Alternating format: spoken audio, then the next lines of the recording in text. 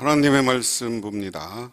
하나님의 말씀 봅니다. 하나님의 말씀은 사도행전 4장 1절에서 12절 신약성경 192쪽 192쪽에 있습니다. 사도행전 4장 1절부터 12절 신약성경 192쪽입니다. 사도들이 백성에게 말할 때 제사장들과 성전 맡은 자와 사두개인들이 이르러 예수 안에 죽은 자의 부활이 있다고 백성을 가르치고 전함을 싫어하여 그들을 잡음에 날이 저물었으므로 이튿날까지 가두었으나 말씀을 들은 사람 중에 믿는 자가 많으니 남자의 수가 약 5천이나 되었더라. 이튿날 관리들과 장로들과 서기관들이 예루살렘에 모였는데 대제사장 안나스와 가야바와 요한과 알렉산더와 및 대제사장의 문중이 다 참여하여 사도들을 가운데 두고 묻되 너희가 무슨 권세와 누구의 이름으로 이 일을 행하였느냐? 이에 베드로가 성령이 충만하여 이르되 백성의 관리들과 장로들아, 만일 병자에게 행한 착한 일에 대하여 이 사람이 어떻게 구원을 받았느냐고 오늘 우리에게 질문한다면 너희와 모든 이스라엘 백성들은 알라. 너희가 십자가에 못 박고 하나님이 죽은 자 가운데 살리신 나사렛 예수 그리스도의 이름으로 이 사람이 건강하게 되어 너희 앞에 섰느니라. 이 예수는 너희 건축자들의 버린 돌로서 집 모퉁이의 머릿돌이 되었느니라. 바리니로서 구원받을 수 없나니 천하 사람 중에 구원을 받을 만한 다른 이름을 우리에게 주신 일이 없음이라 하였더라. 아멘. 사도들이 백성에게 말을 전할 때 이렇게 이야기를 시작합니다. 그러니까 오늘을 전제로 이야기하면 제 9시 우리 시간으로 오후 3시쯤 이스라엘 사람들은 하루에 3번 성전에 올라가서 기도하는 관습이 있었다. 그래서 오후 기도에 베드로와 요한이 가다가 거기서 날 때부터 걷지 못하던 사람, 보행 장애자를 만나서 그가 걷고 뛰게 만들어줍니다. 그러니까 이 사람이 나를 병을 고쳐주고 나를 걷게 했다라고 하니까 사람들이 모여들었어요. 모여들으니까 베드로가 이 일은 우리가 한 것이 아니다. 너희들이 십자가에 못 박으러 했던 사람, 그 사람이 죽었다 다시 부활했는데 그분이 한 일이다. 그래서 너희도 회개하고 그분을 메시아로 영접하면, 그들의 부활을 믿고 메시아로 영접하면 너희들도 만물과 함께 새로워지고 하나님의 백성이 되고 복받는 백성이 될 것이다. 이렇게 전하는 거예요. 그러니까 사람들이 그 말을 듣고 많이 더 모여들었어요. 그런데 생각해 보시기 바랍니다. 예수님이 엄청난 사역을 하고 병자를 고치고 5,000명을 먹이고 무리를 걷고 한 이야기를 다 들었음에도 불구하고 그 당시 성전에서 일하던 제사장들, 그리고 율법을 해석해서 먹고 살던 율법학자들과 바리새인들, 사두개인들, 이 사람들이 예수를 죽이자 했죠. 그 얘기도 앞부분에 나옵니다. 베드로는 안 하려고 했으니까 너희들이 예수를 풀어주려고 했는데 예수가 싫고 살인자를 풀어달라고 해서 바나바를 풀어줘서 예수님은 죽었다. 근데 그것도 예정된 것이고 그러나 그분은 부활하셨다. 이게 제자들의 고백입니다. 그런데 이런 이야기를 하고 있을 때 성전 맡은 자와 사두개인들이 이르러 그랬습니다. 예수 안에 죽은 자의 부활이 있다고 백성을 가르치고 전함을 싫어하여 그랬습니다. 제가 마태복음 여러분에게 이야기할 때 말씀드렸습니다만 유대인들 가운데는 예수님 당시에 여러 율법의 분파들이 있었어요. 바리새파가 있었고 사두개파 있었고 에세네파라고 해서 저 산속에 가서 기도를 주로 하는 사람들. 그런데 이 바리새파 사람들은 부활을 믿었지만 이 사두개파 사람들은 부활을 믿지 않고 싫어했던 사람들. 부활이 어디냐? 사두개파는 부활을 안 믿던 사람들인데 예수님이 제자들이 예수님이 부활했다고 하니까 이런 부활이 없다고 했는데 부활했다고 하면 사두개파 사람들은 존재 자체가 불가능한 거예요. 백성들이 사두개파 사람들을 지지 않을 테니까. 그러니까 그걸 싫어했다. 그리고 나서 한 행동들은 자기들이 문제나 자기들의 이권에 문제가 될 것 같으면 바로 그 사람들을 억압하고 핍박하는 거예요. 그러니까 이 사람들을 잡아들입니다. 그런데 날이 저물었으니까 그 다음 날까지 가두어 들었다. 그런데 죽일 수가 없게 됐어요. 이 말을 듣고 믿는 사람이 남자 수만 5천이었다. 남자만 몇 명, 그러면 여자까지 합치면 10,000명 정도 되는 거고요. 그리고 뭐 어린아이 이렇게 따지면 우리가 남자만 하면 곱하기 4를 합니다. 그래서 20,000명 이렇게 되는 거죠. 남자, 여자, 어린아이까지 합치면 세력이 꽤 되는 거예요. 지금 예루살렘 성에서 이 말을 저는 꽤 된 겁니다. 그 세력을 어찌 할 수가 없는 거예요. 그러니까 이 사람들을 함부로 죽일 수가 없고 자기들 이야기한 대로 소요가 일어나고 그렇게 하다 보면 사두개파가 존립잔치가 위험해지니까 뭐라고 얘기는 못합니다. 이튿날 5절에 관리들과 장로들과 서기관들이 예루살렘에 모였는데 대제사장 안나사와 가야바와 요한과 알렉산더 및 대제사장의 문중이 다 참여하여 그랬습니다. 우리로 얘기하면 비상연락망이 가동된 것 같아요.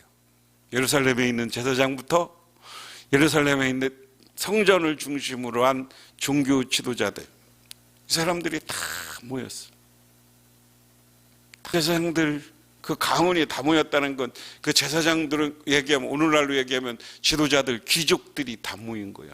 근데 귀족들은 예수가 싫어서 죽였는데 예수가 부활했다고 하면 이 제자들도 지금 협박하고 죽일 모양으로 모인 거죠. 근데 그 사람들이 물어요. 7절에 사도들을 가운데 세우고 묻되 너희가 무슨 권세와 누구의 이름으로 이 일을 행하느냐? 늘 바리새파 사람들 그리고 제사장들이 한 게 니네 무슨 권세로 이야기하느냐? 예수님에게 늘 시비 걸을 때 써먹던 말이에요. 네가 무슨 권세로 이렇게 설교하느냐? 무슨 권세로 이 일을 행하였느냐? 예수님이 성전을 뒤엎을 때도 성전을 정화할 때도 네가 무슨 권세냐? 제사장들부터 이어오는 전통, 그리고 너는 신학교를 했냐 뭘 했냐, 오늘날로 얘기하면 그거예요. 다른 말로 바꾸면 배우지도 못한 것들이 까불고 있어요.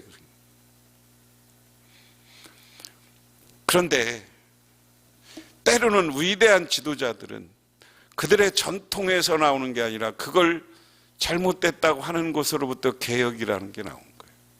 마르틴 루터가 가톨릭이 잘못된 걸 보고 95개 반박문을 썼습니다. 돌아오는 주일이면 종교개혁주일인데 그것 때문에 이 마르틴 루터는 쫓겨났어요.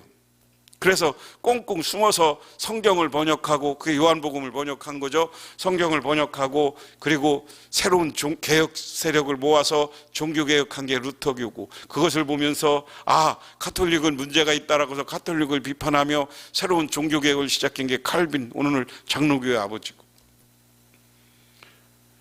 그런 종교개혁이라는 건 다 이렇게 갈 때 그건 아니오라고 했던 사람들에 의해서 가는 거예요. 오늘날도 아닌 건 아니오라고 할 때 거기에 참 진리가 있는 거예요. 뭐에 입각해서? 예수님의 말씀에 입각해서 오직 믿음, 오직 성경의 이름으로 아니오라고 할 수 있어야 됩니다. 그런데 오늘은 그렇게 해서 협박합니다. 그런데 오늘 예수님의 베드로가 8절에 어떻게 해요? 베드로가 성령이 충만하여 이르되. 그런데 우리 하나님은 우리를 홀로 내버려 두는 분이 아니다. 예수에 대해서 전할 때 오늘 보니까 성령을 충만하게 했어요. 베드로에게 성령이 와서 도와주는 거예요.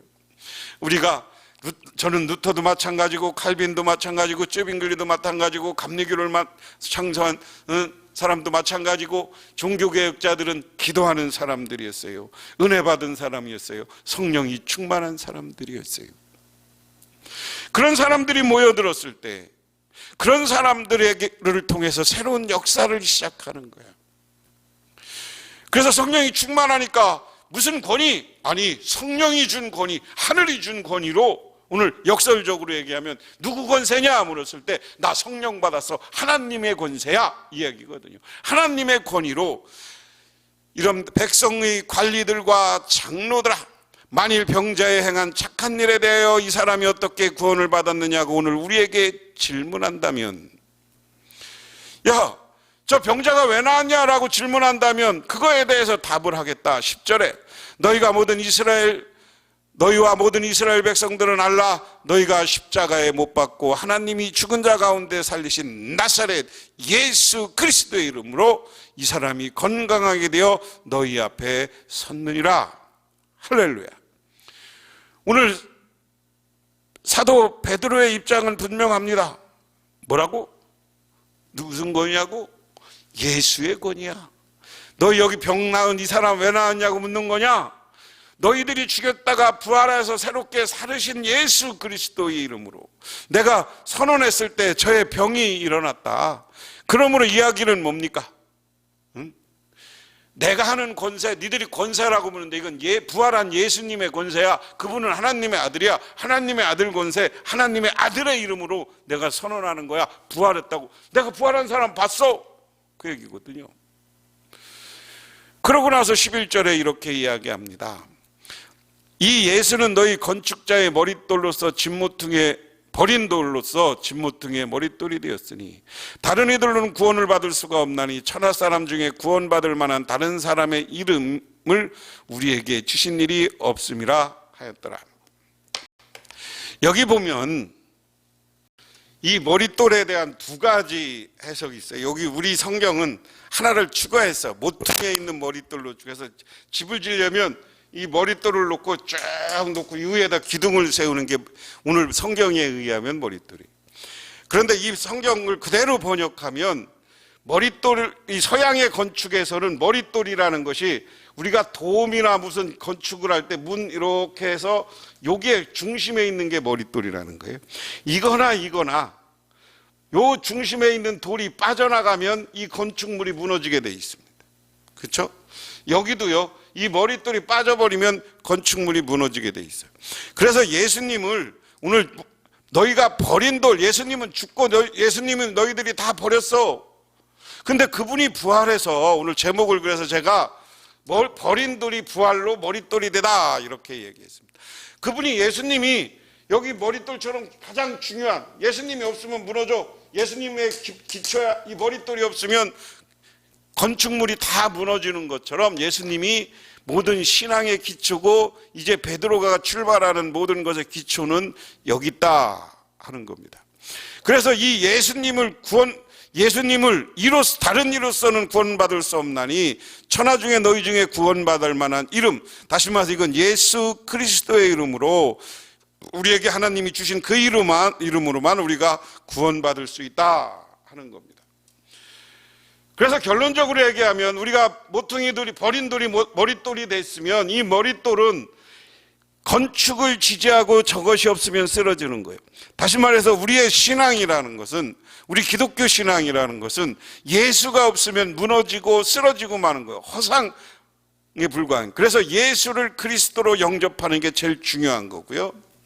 자, 그러면 그런 신앙을 갖게 하는데 이런 신앙의 제일 중요한 건 뭐냐면 부활 신앙이다라는 거예요. 예수를 그리스도로 영접하기 위해서는 우리가 부활 신앙이 있어야 되고요. 이런 부활 신앙을 갖게 되면 우리가 성령 충만해지는 거예요. 예수가 부활하고 나도 부활할 수 있다는 믿음을 가지면 오늘 본문에 보면 제자들이 성령 충만했어요. 성령 충만하니까 두 번째 나타나는 게 아니라 분명하게 복음을 전했다. 어떤 복음입니까? 너희들이 죽인 예수가 부활했어. 그 예수가 부활한 예수 이름으로 이 병을 낫게 했어. 날 때부터 못 걷던 저 사람, 그래서 구걸할 수밖에 없는 사람이 정상적으로 됐어. 그것은 내가 한 게 아니라 부활하신 나사렛 예수 이름으로 했을 때 부활했어. 담대히 전합니다. 그래서 분명한 복음을 전하고요. 세 번째, 담대히 복음을 전했다는 거예요. 여기 지금 죽이겠다고 협박하는 사람들이 어떻게 부활이냐고 부활을 안 믿던 사두개인들이, 그 사람들 앞에 예수의 부활을 담대하게 전한 게 오늘 제자들이었습니다. 오늘 베드로였습니다. 이것처럼 우리는 어떤 상황에서든지 우리 신앙인들은 성령 충만하고 분명히 예수 그리스도의 부활과 그분이 메시아됨을 전하고 분명히 전해. 그리고 어떤 상황이든지 우리가 죽음의 상황에서도 담대히 복음을 전할 수 있는 우리 모두가 돼서 우리 교회를 부흥시키고 우리 교회가 새롭게 살아나게 하는 주인공들이 되시기를 주님의 이름으로 축원합니다. 기도하겠습니다. 하나님 고맙습니다. 오늘 주님께 나와 기도하며 간구합니다. 우리들 예수 그리스도가 부활했음을 믿을 때 성령 충만하게 하여 주시옵소서. 이 충만한 것을 가지고 세상에 나가 담대히 복음을 전하게 하시고 또한 담대히 복음을 전할 때 분명하게 예수가 부활한 것을 전하고 부활하신 예수님을 믿고 바라보는 신앙을 갖게 하옵소서. 예수님 이름 받들어 기도드리옵나이다. 아멘.